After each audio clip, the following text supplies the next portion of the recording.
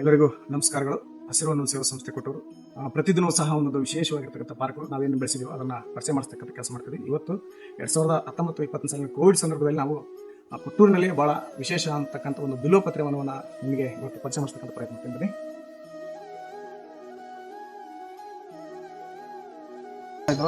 ಈ ಪಾರ್ಕು ಇದರಲ್ಲಿ ಒಟ್ಟು 33 ನಾವು ಬಿಲ್ವಪತ್ರೆ ಗಿಡಗಳನ್ನು ಬೆಳೆಸಿದ್ದೀವಿ. ಇವತ್ತು ಅವು ಸಸಿ ಇದ್ದಕ್ಕಂಥ ಮರಗಳಾಗಿದ್ದಾವೆ.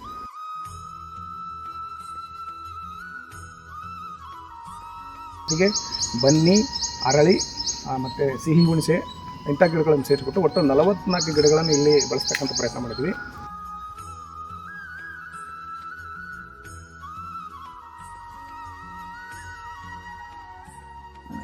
ಜಾಗ ಕಡಿಮೆ ಇದೆ ಅನ್ನೋದೇನಿದೆಯಲ್ಲ, ಅದು ಕೇವಲ ನೆಪ ಮಾತ್ರ. ನಾವು ಮನಸ್ಸು ಮಾಡಿದ್ರೆ ಎಲ್ಲಿ ಬೇಕಾದ ಗಿಡಗಳನ್ನ ಬೆಳೆಸ್ಬೋದು.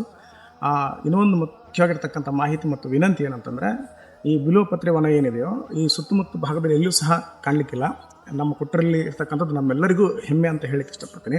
ಜೊತೆಗೆ ಯಾವುದೇ ಕಾರಣಕ್ಕೂ ಇಲ್ಲಿ ಎಡೆಗಳನ್ನು ಕೇಳ್ತಕ್ಕಂಥದ್ದು, ಇಲ್ಲಿ ಹಾನಿ ಮಾಡ್ತಕ್ಕಂಥ ಕೆಲಸ ಯಾವುದೇ ಕಾರಣಕ್ಕೂ ಮಾಡೋದು ಬೇಡ. ಇಂತಹ ವನಗಳನ್ನು ಬೆಳೆಸ್ತಕ್ಕಂಥದ್ದು, ಉಳಿಸ್ತಕ್ಕಂಥದ್ದು ನಮ್ಮೆಲ್ಲರ ಜವಾಬ್ದಾರಿ ಆಗಿದೆ. ದಯಮಾಡಿ ಇಂತಹ ವನಗಳನ್ನು ಉಳಿಸೋಣ, ಬೆಳೆಸೋಣ. ಜೈ ಹಿಂದ್, ಜೈ ಭಾರತ್, ಜೈ ಕೊಟ್ಟೂರು, ಜೈ ಹೆಸರು.